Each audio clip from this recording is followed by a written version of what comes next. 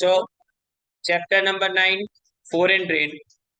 And first of all, difference दिया गया है कि डोमेस्टिक और इंटरनेशनल ट्रेड में फर्क क्या है, फिर इंटरनेशनल ट्रेड क्यों, and then after nature of international trade, फिर वापिस ये देखो डिफरेंस मैंने बोला वो, and magnitude of world trade in present times.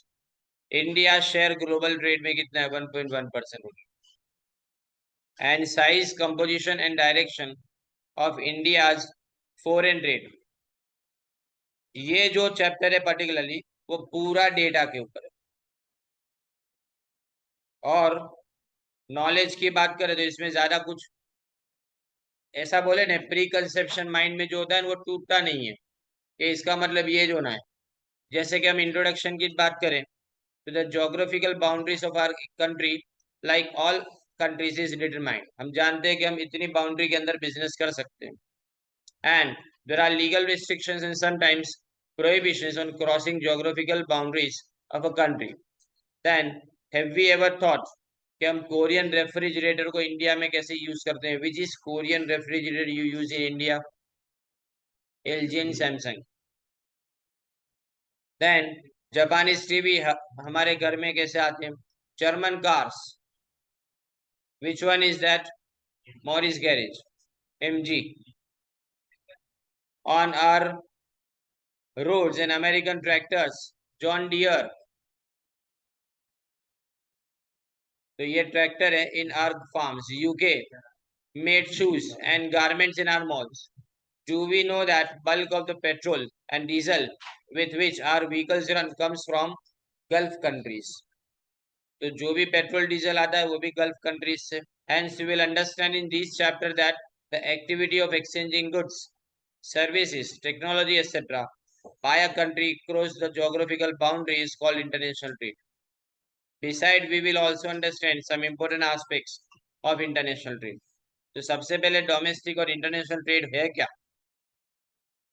जब हम एक्सचेंज करें goods, services, resources, capital, technology, know how, any knowledge, intellectual property, उसमें क्या आता है?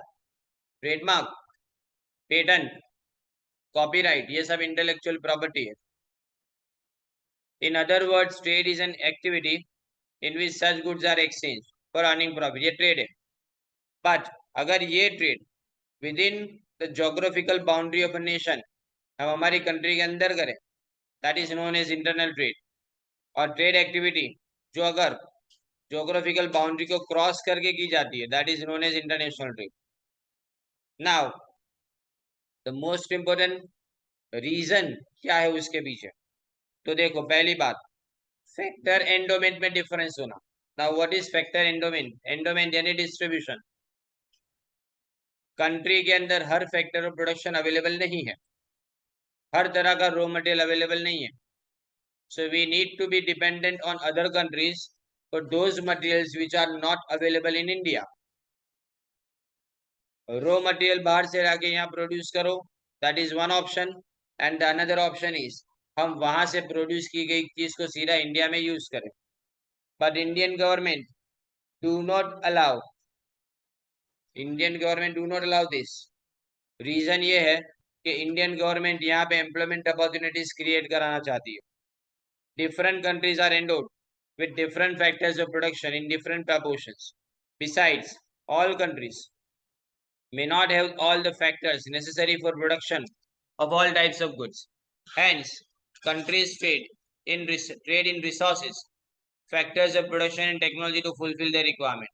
तो हम या तो रिसोर्सेज मंगवाएंगे या फैक्टर्स ऑफ प्रोडक्शन या फिर टेक्नोलॉजी अपनी रिक्वायरमेंट को पूरा कराने के।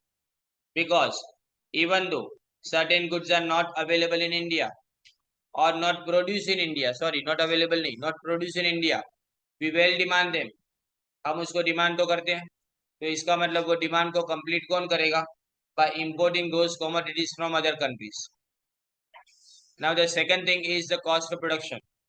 Owing to differences in availability of factors of production and resources, the cost of production of goods and services is also different in different countries.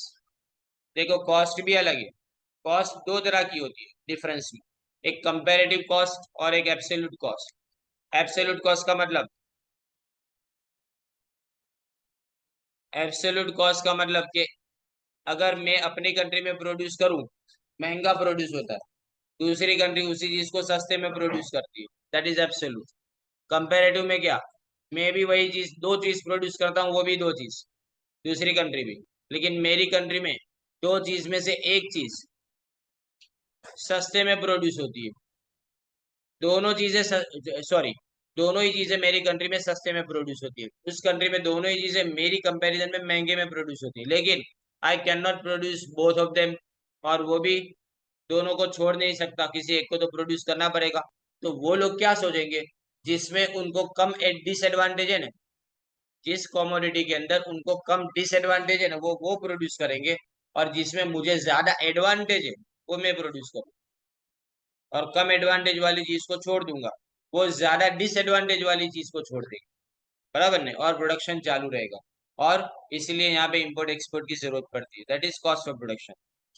अब scarcity of factors leads to higher price of those factors in a country, and hence to a higher cost of production of goods and services. When domestic cost of production is higher, तो हम क्या करेंगे, इसको import करना start कर देंगे those things, अगर वो चीपर अवेलेबल है तो।